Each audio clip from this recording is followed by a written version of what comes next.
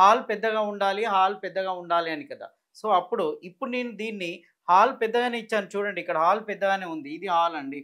ఈ హాల్ పెద్దగా ఉంది. మీరు చూడండి గమనిస్తే ఈ హాల్ పెద్దగానే ఉంది ఇక్కడ. మరి ఈ పెద్దగా ఉన్నదాన్ని ఏం చేయాలి? హాల్ పెద్దగా ఇలా వచ్చినప్పుడు దాన్ని ఏమి చేయాలి? అంటే ఏం చెప్తాను చూడండి. ఇక్కడి నుంచి ఇక్కడికి పార్టిషన్ చేసుకోవాలండి. ఇగో ఇది పార్టిషన్ అండి. ఇగో ఇక్కడి నుంచి ఇక్కడికి పార్టిషన్ చేసుకోవాలి. ఇలా పార్టిషన్ చేసుకోవాలంటే కొందరు ఏం చేస్తారు, ఇక్కడ కూడా డోర్ పెట్టేసుకొని, ఇక్కడ కూడా డోర్ పెట్టేసుకొని దీన్ని డ్రాయింగ్ రూమ్‌గా చేసుకుంటారు. దీన్ని హాల్ చేసుకుంటారు కొంతమంది.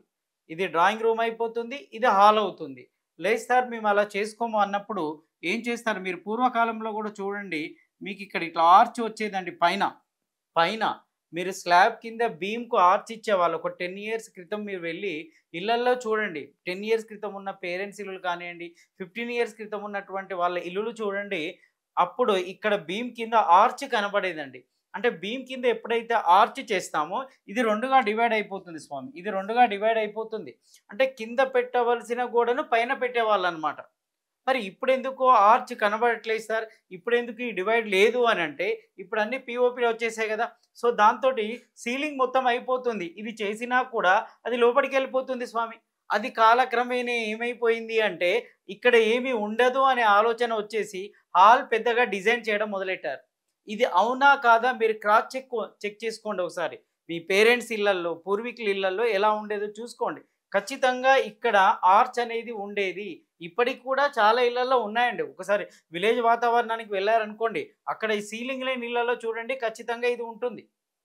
తర్వాత ఇక్కడ కూడా అదే పరిస్థితి అండి. ఇక్కడ కూడా ఆర్చ్ డిజైన్ వస్తుంది. అంటే ఇది డైనింగ్ అనుకుందాం. ఇది డైనింగ్ అనుకున్నప్పుడు ఇక్కడ కూడా ఆర్చ్ డిజైన్ వస్తుంది. అంటే దీన్ని డివైడ్ చేస్తామండి.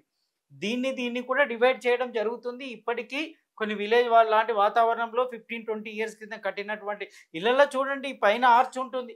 ఇది కూడా ఆర్చ్ ఉంటుంది. ఇప్పుడు దీంతో నేను పైన ఆర్చ్ ఇచ్చాను, ఇక్కడ ఆర్చ్ ఇచ్చాను. చూడండి ఎలా డివైడ్ అయిపోయిందో చూడండి. సో, దీనికన్నా ఏది పెద్దగా ఉండదు. మీరు చూసుకోండి కాలిక్యులేట్ చేసుకున్న ఇది మాస్టర్ రూమ్ బిగ్‌గా ఉంటుంది. ఇదొక రూమ్ అయిపోయింది, ఇదో రూమ్ అయిపోయింది, ఇదో రూమ్ అయిపోయింది. ఈ రూమ్‌లన్నీ అయిపోయినాయండి. అంటే డివైడ్ చేయడం జరిగింది. పైన ఆర్చ్ లాగా ఇవ్వడం వల్లే ఇది 2గా డివైడ్ అయిపోయింది. అంటే కింద కట్టవలసిన గోడను మనం ఆర్చ్ లాగా చేసుకొని డివైడ్ చేసాము.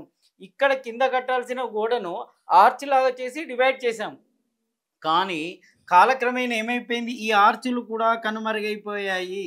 ఇప్పుడున్న వాళ్ళందరికీ హాల్ అంటే చాలా పెద్దగా, విశాలంగా ఉంటుందనే ఆలోచనే వచ్చింది. ఎందుకు? ఈ డివైడ్ చేసినటువంటి ఈ ఆర్చ్ ఉంది కదా! ఇప్పుడు లేవు కనబడట్లేదు.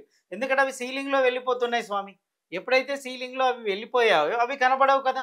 సో, అందరికీ ఏందంటే హాల్ పెద్దగుండాలి.